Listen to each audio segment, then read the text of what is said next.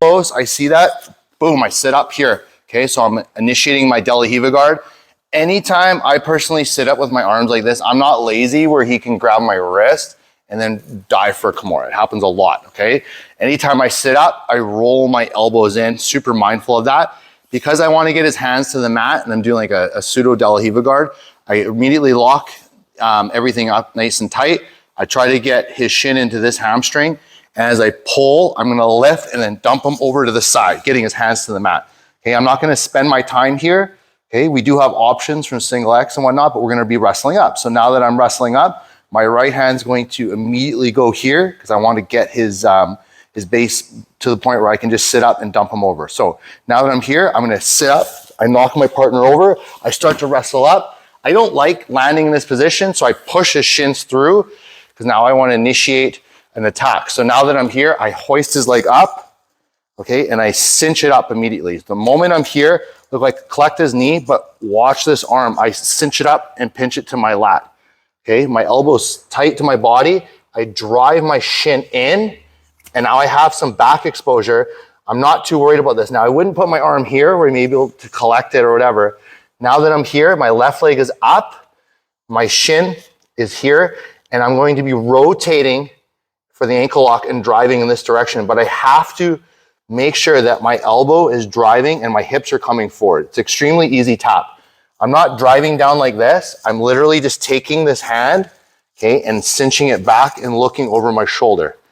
If I needed to, I would be able to connect my grips, but I feel like there's no need for that. I should just be able to pull and lift, okay? So I'm driving the blade of my wrist here where my thumb is up into the back of his ankle. It's also a bit of a pain move. The key, guys, is taking this arm and cinching it to your back like this.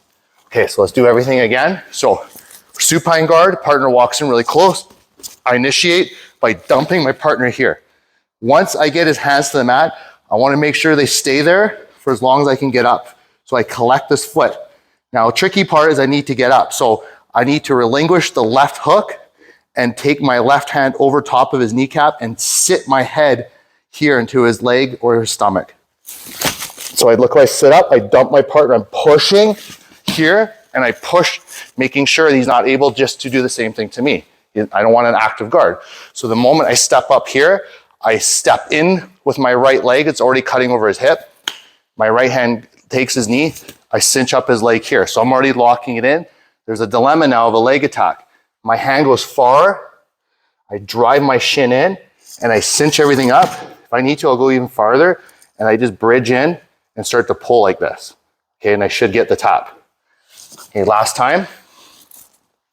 So sitting in here, he's coming close, I pull, initiating off my supine guard to wrestle up, I pull the De La Riva, I block, I collect, I scissor my legs.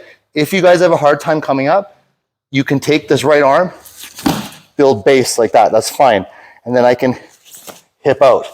And then from there, I'll push, pull my partner back to the ground. I step through, I lift this leg up. I'll post out far to get more leverage. I'll lock everything in. If I need to, and he's very strong, I'll just keep going in this direction and sit up. Make sure you're pulling though in this twisting motion. This will take the blade of your wrist. It will stretch his foot as well and drive everything into his ankle.